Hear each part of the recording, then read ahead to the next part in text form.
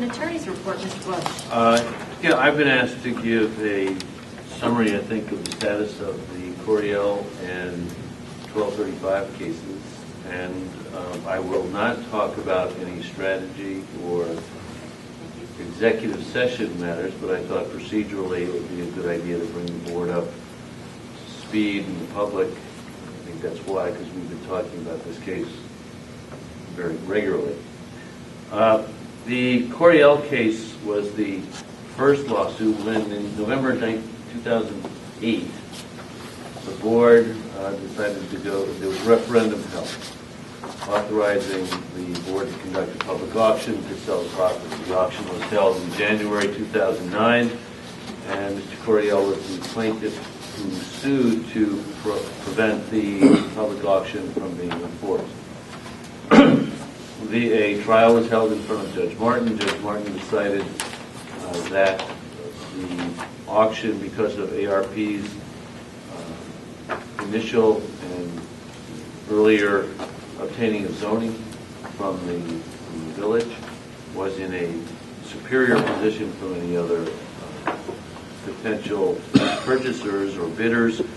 He decided that it was not public enough and found against the Park District. That has been reported many times. There were 5 other counts against the Park District, all of which were denied. We won all of those other counts. The Park District, actually, we made a motion to reconsider. We had, I think, Judge Martin very close to changing his mind, but unfortunately it didn't happen. Mr. Coriel's attorneys have appealed the 5 counts that we won. We then cross-appealed on the 1 count. And just to give you an idea of how things slow down when you get to the appellate court between continuances or extensions for the filings of briefs, Mr. Coriel's attorneys filed their reply brief in Stanter yesterday. And we haven't. In Stanter means that they did it. It was late, and in order to submit it, you have to get authority from the court to file it. And Stanter means right now. So they had submitted with their motion a copy of their reply brief. We're waiting for an order from the appellate court on that. We certainly expect that will be granted.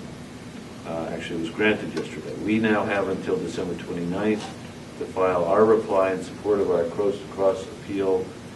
With the holidays, it may well be that we will be requesting an extension for no more than 30 days. So the Coriel case should be fully briefed in early 2011.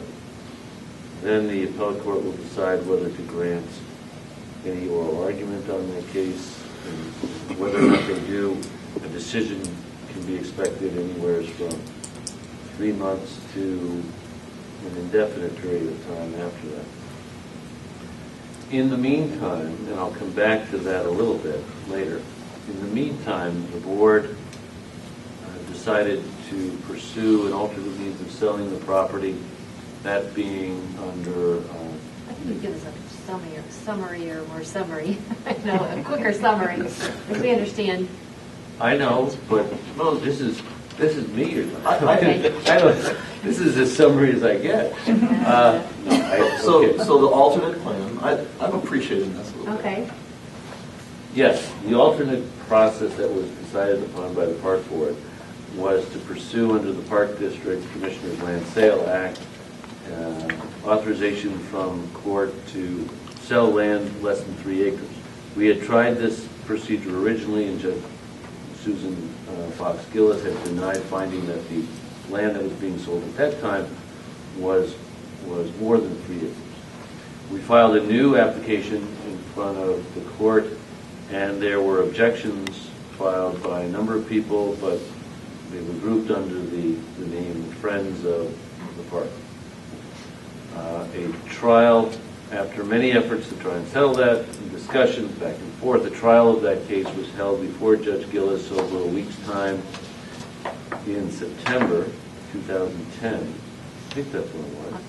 October 2010, you're right.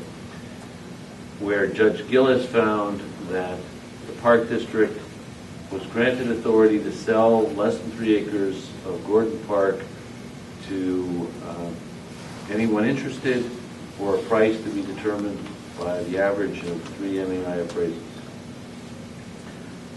On the 30th day following the judge's order, the objectors filed a motion to reconsider.